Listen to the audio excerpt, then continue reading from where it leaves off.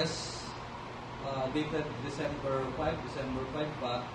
So we're gonna implement it.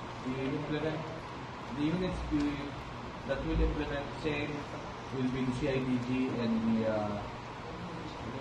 the CPD of the NCRP. Ano ba?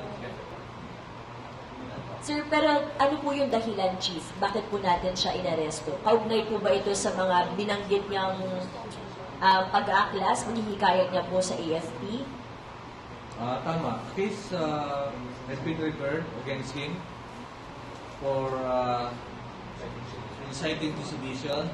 And itong case na to, that was referred by the Criminal Investigation Protection Group, ay inusig sila sa prosecution office in coordination with DC-20, and at the same time, ngayon, lilitisin na siya kasi meron ng warrant of arrest.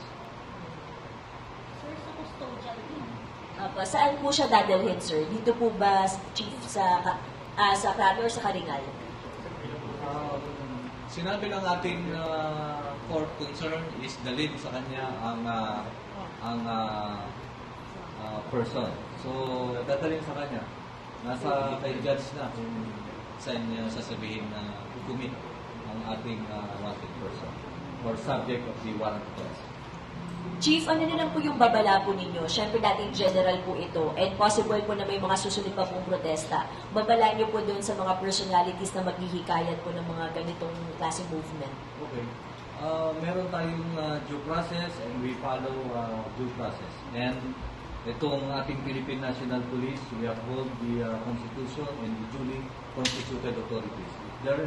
There is a basis for the referral of case that we have committed against this law, ay ang gagawin po ng PNP, of course, we're gonna implement it without fear or favor. Yung reaction niyo na lang po, sabi po ng abogado niya, ay parang dinigipit po at pinapatahimik po sila kung ganito po yung gagawin. Well, dumaan po sa proseso yan.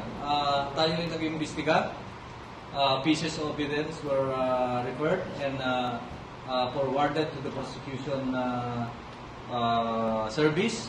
At ito po ay inusig.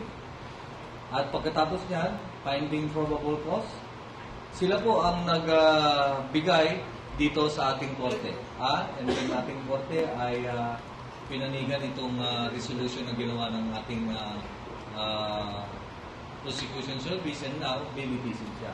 That's the process. Walang personalan.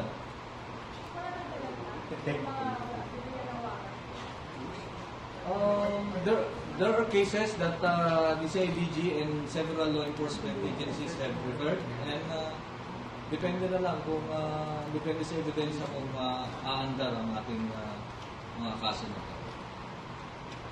Thank you, Ms. Karen. Next last question is Mr. Mark Macalala.